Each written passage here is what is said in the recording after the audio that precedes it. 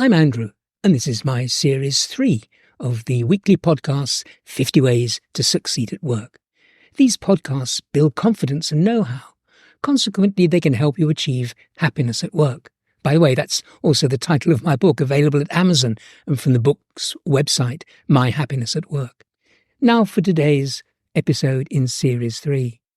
This is episode 21 in 50 Ways to Succeed at Work, Series 3. Today's episode is called Flip Weaknesses into Strength. Turn Flaws into Superpowers. Amida, a promising climber, has a paralyzing fear of heights. She often finds herself frozen on the rock face, unable to continue her climbs.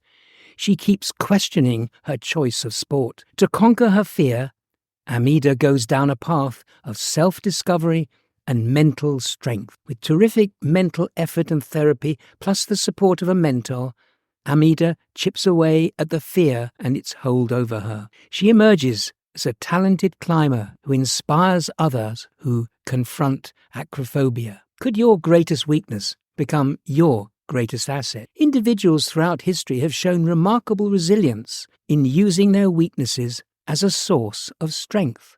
Could this reality apply to your work situation too? Carlos is also terrified of something. In his case, he fears speaking up and presenting at work. But he knows that he needs to do this. But like Amida the climber, he finds himself frozen, not on a rock face, but at the prospect of speaking up in his busy, thrusting team. How does Carlos become one of the team's most successful performers when speaking and presenting? You see, I went on this amazing presentation course called Presenting with Presence, says Carlos. The experience completely changed my attitude towards speaking up.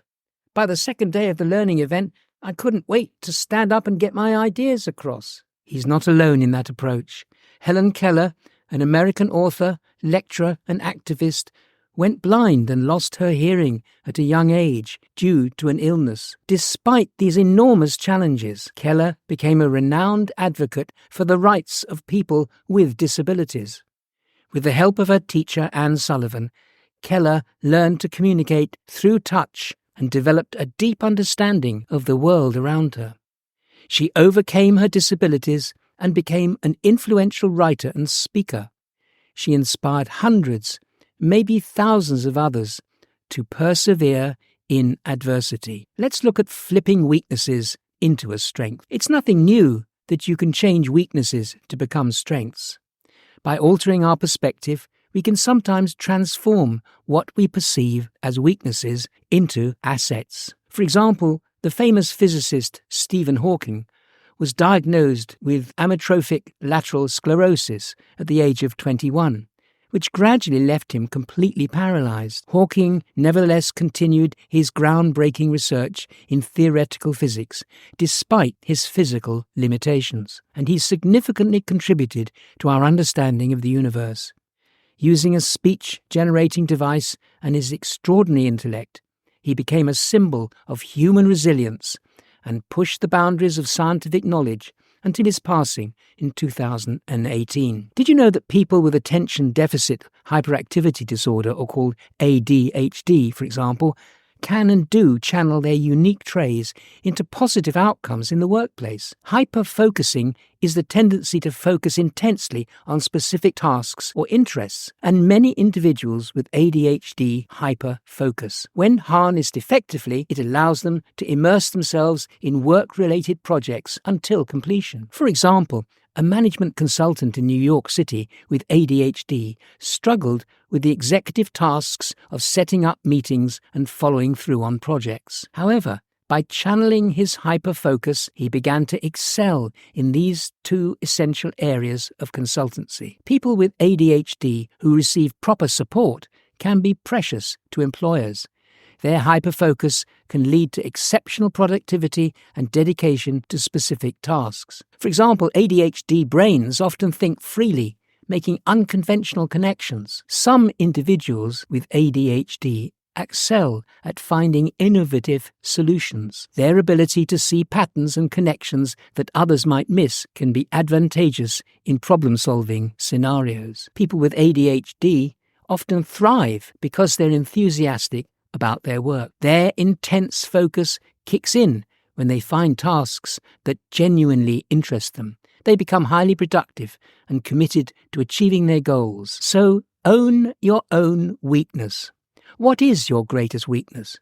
Would you like to transform it into a strength? The first step is to recognize that you have this weakness and could work to improve it. Context matters in flipping a weakness into a strength. The second step, therefore, is recognizing that your weakness may add value by not making excuses. Encourage others to acknowledge their weaknesses and seek feedback and improvement. Malala turned tragedy into activism. Pakistani activist for female education, she survived a targeted assassination attempt by the Taliban at the age of 15. Yet instead of being silenced by this act of violence, she used the incident as a catalyst for advocacy work. She became a global campaigner for girls' education and the youngest ever Nobel Prize laureate. Malala's bravery and determination inspire people worldwide, reminding us that even in the face of great adversity, we can sometimes still thrive. We all harbour weaknesses. They're those little chinks in our armour that sometimes hold us back. It may be shyness, procrastination, disorganisation, or a fear of public speaking. So what's required to flip the weakness? Well, another step is to reframe the narrative. Instead of viewing your weakness as a burden, reframe it as a challenge, an opportunity for growth. A subtle shift in perspective has the potential to empower you. For example, your tendency to procrastinate, which people complain about, may also hide a deep well of creativity that thrives under pressure. Or is your disorganization really such a disaster?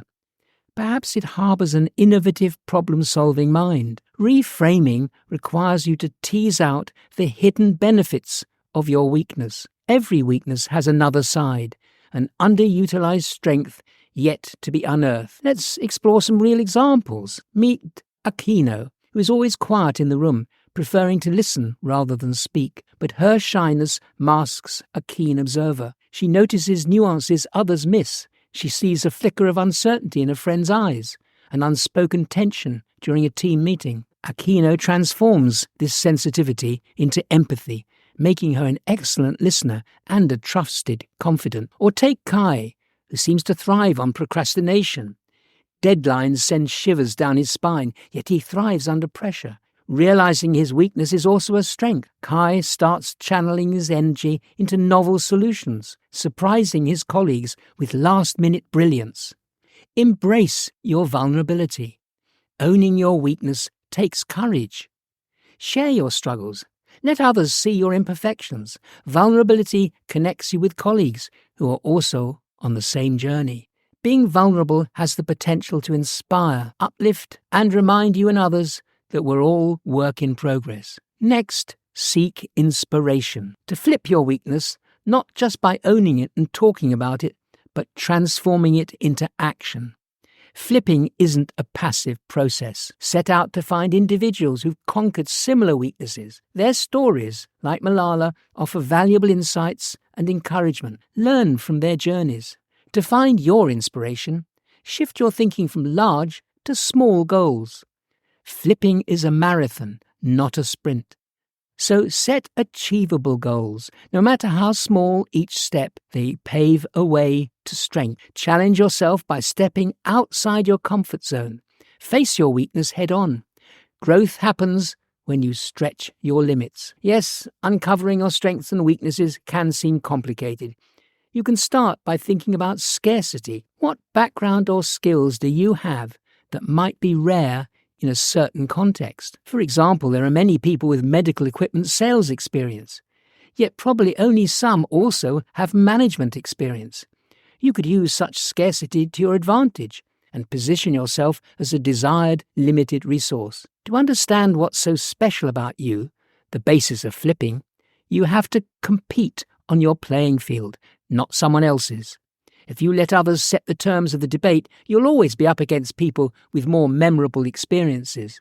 That is, someone who knows more than you do. about a given topic or has more direct, relevant experience. When you understand that what you possess is scarce, you're strong enough to make the case for yourself. Could you let go of your perfectionism? Embrace what you're working with as work in progress, and that growth comes from learning and adapting, not from being perfect. The personal growth and transformation journey requires dedication, persistence, and consistent effort. As we turn our weaknesses into strength, practices become our most powerful ally. By repeatedly engaging with our challenges and building new skills, we can gradually reshape our weaknesses and turn them into areas of expertise. This continuous improvement process allows us to grow, adapt, and evolve as individuals, fostering the resilience and determination necessary for lasting success.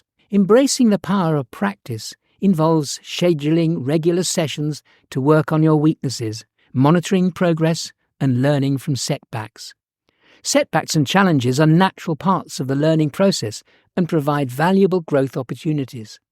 You can gradually transform your weaknesses into strength by maintaining a growth mindset and staying committed to your action path.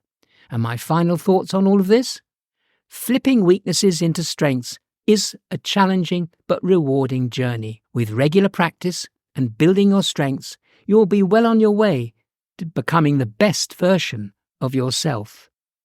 You've been listening to an episode of Series 3 of my weekly podcast, 50 Ways to Succeed at Work. You can hear the other podcasts at the 50ways.site, that's 50.site. There are nearly 100 titles and you can search for any issue that interests you. If you have any questions, you can always drop me a line from there. Also, check out my book, Happiness at Work. It's packed with great stories, compelling advice, and suggestions for tackling real issues that you can encounter at work. It's at Amazon or at the book's website, myhappinessatwork.com.